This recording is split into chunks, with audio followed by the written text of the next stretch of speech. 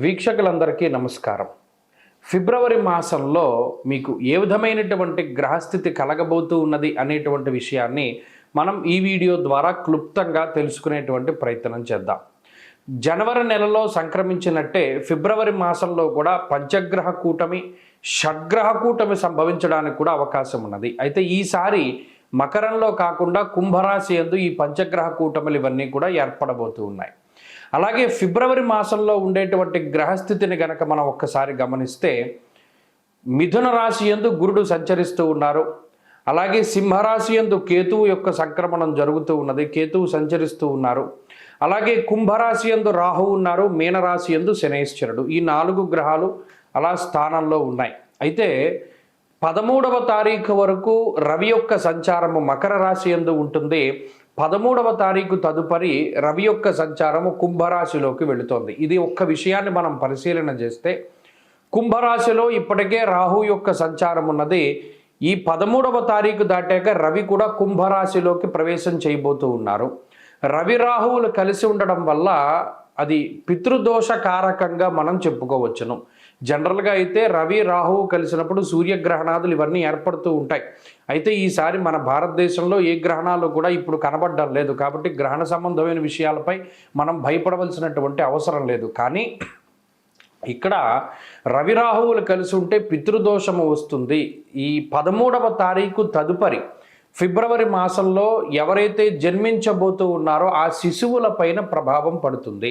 అందువల్ల ఎవరైనా ఫిబ్రవరి మాసంలో ఏదైనా సిజేరియన్ ముహూర్తాలు వీటి గురించి అడిగేటువంటి వాళ్ళు చాలామంది ఉంటారు. వాళ్ళకి సూచనప్రాయంగా ఒక మాట ఏమిటి అంటే 13వ తారీఖు లోపులో వీలుంటే కొంచెం పరిస్థితులు అవి సానుకూలంగా ఉంటే ఈ సిజేరియన్ అవి కూడా ముహూర్తాలు మీరు చేసుకోవచ్చును. 13 దాటిన తర్వాత రవి రాహువుల యొక్క కలయిక వల్ల పితృదోషం అనేటువంటిది ఏర్పడుతూ ఉన్నది. అలాగే ఈ పంచగ్రహ కూటములు, దేశారిష్ట యోగములు ఇవన్నీ ఏర్పడుతున్నాయి కాబట్టి అది కొంత జాతకం మీద ప్రభావాన్ని చూపెడుతుంది. కాబట్టి ఆ విషయాన్ని దృష్టిలో పెట్టుకోవాలి. మరీ కాంప్లికేట్ అయిపోతే మాత్రం అంటే ఈ లోపులోనే చేసేసుకోమని కాదు. ఏమన్నా అవకాశం ఉంటే మీకు అవకాశం ఉంటే 13 లోపులో ఈ సిజేరియన్లు ఇవన్నీ కూడా చేయించుకోవడం ద్వారా పితృదోషాదులు రాకుండా ఉంటాయి. ఇది ఒక ప్రధానమైన విషయం. ఇది మీ ఆరోగ్యాన్ని బట్టి ముందుకు వెళ్ళండి, దీంట్లో ఇబ్బంది ఏం లేదు. ఇంకొకటి ఏంటి అంటే శుక్రబుధులు కూడా కుంభరాశి అంతే సంచరించబోతూ ఉన్నారు. అంటే ఇక్కడ 4 గ్రహాలు, రాహుగ్రహము, రవిగ్రహము, శుక్రగ్రహము, బుధగ్రహము, వీటితోటి చంద్రుడు కలిసిన లేదా ఈ మాసం చివరిలోనే కుజుడు కూడా కుంభంలోకి వెళ్ళబోతూ ఉన్నారు. ఈ 5 గ్రహాలు వెరసి చంద్రుడితోటి కలిపి షడ్గ్రహ కూటమి కుంభరాశిలో ఏర్పడబోతూ ఉన్నది. కాబట్టి ఈ గ్రహస్థితి వల్ల ఈ మాసంలో అటు దేశకాలమాన పరిస్థితులు ఎక్కువగా ప్రభావితం చెందబోతూ ఉన్నాయి. దేశారిష్ట యోగం అనేటువంటిది పట్టబోతూ ఉన్నది. ఎందుకంటే అటు కుజరాహువుల యొక్క కలయిక, అలాగే రవి రాహువుల యొక్క కలయిక ఇవన్నీ కూడా దేశారిష్ట యోగాలుగా చెప్పబడ్డాయి. ఈ సందర్భాల్లో ఎక్కువగా అగ్ని ప్రమాదాన్ని సూచించేటువంటి విషయాలు, అలాగే వాయుతత్వ రాశి యందు ఈ గ్రహస్థితి ఏర్పడుతూ ఉన్నది. కాబట్టి అతి వేగంగా వీచేటువంటి గాలుల వల్ల కానీ లేదా గాలి ద్వారా స్ప్రెడ్ అయ్యేటువంటివి ఏమైనా ఉంటే గ్యాస్ ద్వారా వచ్చేటువంటి విపత్తులు లేదా అగ్ని సంబంధమైనటువంటి విపత్తులు, వాయు సంబంధమైనటువంటి విపత్తులు ఏర్పడడానికి అవకాశం ఉంటుంది. కాబట్టి ఈ మాసమందు చాలా జాగ్రత్తగా ఉండడం ఇది దేశారిష్ట యోగం కాబట్టి చెప్పదగినటువంటి సూచన. ఇక ఈ గ్రహస్థితి ద్వారా మీ రాశి ఫలితం ఏ విధంగా ఉందో మనం ఇప్పుడు తెలుసుకుందాం. వృశ్చిక రాశి వారికి ఫిబ్రవరి మాసంలో మధ్యస్థమైనటువంటి ఫలితాన్ని మనం ఆశించవచ్చును. జనవరి మాసంలో ఉపజయ స్థానమైనటువంటి తృతీయ స్థానంలో పంచగ్రహ కూటమి ఏర్పడితే ఇప్పుడు చతుర్థ స్థానమందు పంచగ్రహ కూటమి ఏర్పడుతూ ఉన్నది. మరి మాసాంతంలో అయితే షడ్గ్రహ కూటమి లాంటిది కూడా ఏర్పడవచ్చును. ఎందుకంటే కుజుడు కూడా చతుర్థంలోకి వెళ్ళిపోతారు.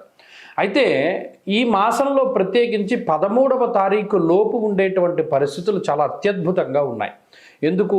రవి తృతీయ స్థానమందు 13వ తారీఖు లోపు, అలాగే కుజుడు తృతీయ స్థానమందు, చతుర్థమందు శుక్రుడు, చతుర్థమందు బుధుడు, చంద్రుని యొక్క బలంతో కలుపుకుని 5 గ్రహాలు పూర్తి స్థాయిలో గొప్పగా యోగించేటువంటి పరిస్థితులు ఉన్నాయి. తద్వారా ఆర్థికాభివృద్ధి, ఆరోగ్యం, నిత్య సంతోషం, బంధుమిత్ర సమాగమ అన్నది శాస్త్రం, ఇష్టసిద్ధి సదారోగ్య అన్నది శాస్త్రం. అంటే ఈ 13వ తారీఖు లోపు వృశ్చిక రాశి వారికి అత్యద్భుతమైనటువంటి ఫలితాలు ఉన్నాయి.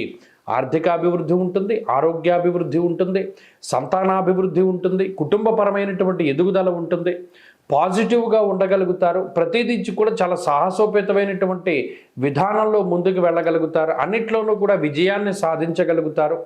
ఆత్మస్థైర్యం అన్నది చాలా గొప్పగా కనబడుతూ ఉంటుంది. అలాగే ప్రతి చోట మీదన్నటువంటి మార్కును మీరు వేయగలుగుతారు, విజయాన్ని పొందగలుగుతారు. అన్నిట్లోనూ కూడా చక్కటి పరిపూర్ణమైనటువంటి శుభ ఫలితాలను పొందగలుగుతారు. 13వ తారీఖు దాటాక చతుర్థములకి రవిగ్రహం వెళ్ళబోతూ ఉన్నారు. ఆ తర్వాత మాసాంతంలో కుజుడు కూడా చతుర్థ స్థానానికి వెళతారు. ఇప్పటికే చతుర్థంలో ఉండేటువంటి రాహువుతోటి రవికుజులు కలుస్తారు. ఈ రవికుజ రాహువులు మాత్రం కొంత పాడు చేసేటువంటి గ్రహాలు. ఏ రకంగా జాగ్రత్తగా ఉండాలి? కుటుంబపరమైనటువంటి విషయాల పట్ల చాలా జాగ్రత్తగా ఉండాలి. కుటుంబ సభ్యులతోటి ఉండేటువంటి విధానము, అలాగే తల్లిగారి ఆరోగ్యానికి సంబంధించినటువంటి విధానము, అలాగే కుటుంబంలో ఏదైతే మనం ఇంతకాలం గుట్టుగా దాచుకున్నామో అది బహిర్గతమై 10 మందిలోనూ పరువు పోయేటువంటి సందర్భాలు అవి వస్తూ ఉంటాయి. అటువంటిది ఏది జరగకుండా చాలా జాగ్రత్తలు తీసుకుంటూ ఉండాలి.